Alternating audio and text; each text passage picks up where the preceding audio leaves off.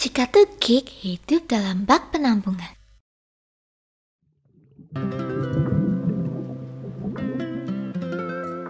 Penyu, satwa unik dengan siklus hidup yang cukup berbeda dari hewan pada umumnya.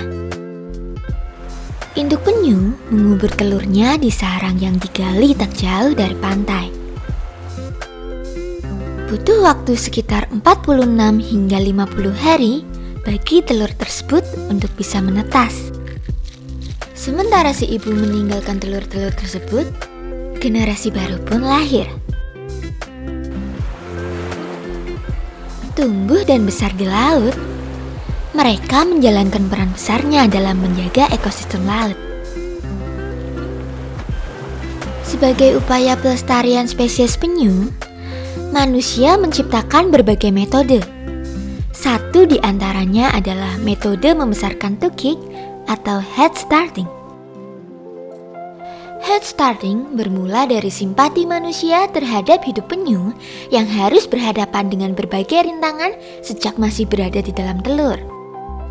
Melindungi tukik yang baru menetas dari hewan predator menjadi alasan utama mengapa metode ini diterapkan.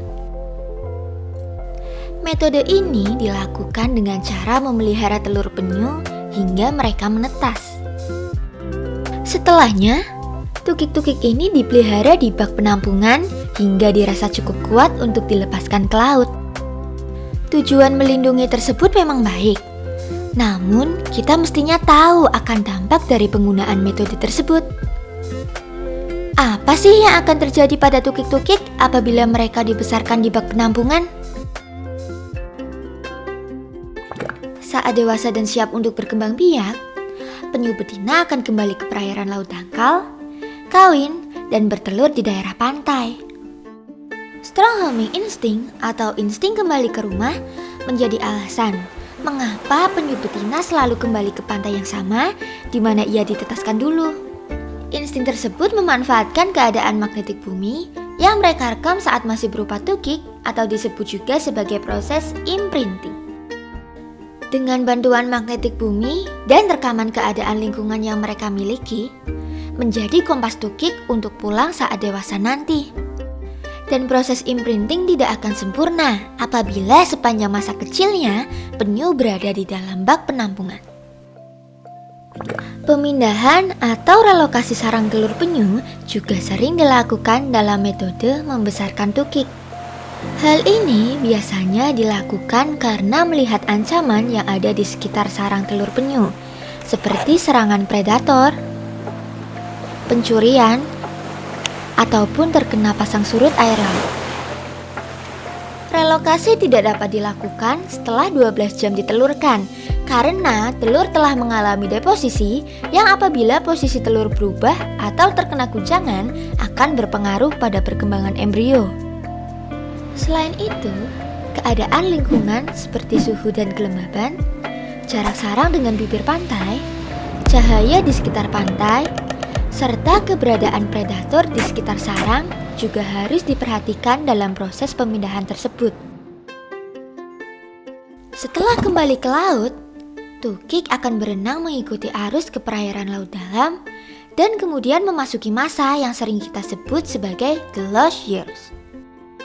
Sumber energi mereka selama 1-4 hari setelah menetas berasal dari yolk yang terletak di bagian perut. Apabila selama masa ini mereka tidak segera dilepaskan ke laut, akan terjadi perbedaan jarak yang akan ditempuh bagi tukik yang ditampung terlebih dahulu dan yang tidak.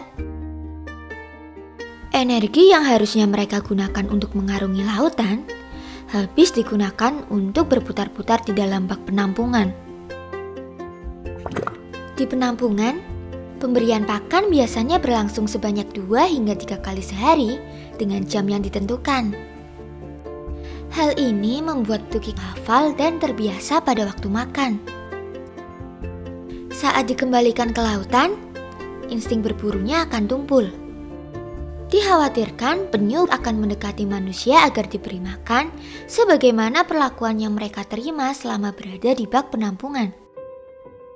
Bak penampungan tentu tak sama dengan habitat asli penyu.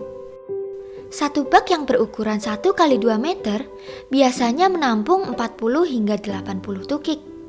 Ukuran yang tidak sebanding ini membatasi pergerakan tukik untuk belajar berenang dan menyelam, sehingga nanti dapat berdampak pada perkembangan paru-paru dan bentuk tubuh lainnya. Dalam beberapa kasus, tukik dapat mengalami stres atau bahkan sakit, lalu mati. Tak jarang juga mereka jadi saling menyerang satu sama lain dan bisa berakhir maut. Itulah yang terjadi pada tukik apabila selama pertumbuhannya mereka harus hidup di dalam bak penampungan. Siklus hidup asli penyu seharusnya menjadi faktor utama yang diperhatikan agar kegiatan pelestarian membuahkan hasil yang lebih baik. Kita juga tak berharap penyu menjadi hewan punah berikutnya, bukan?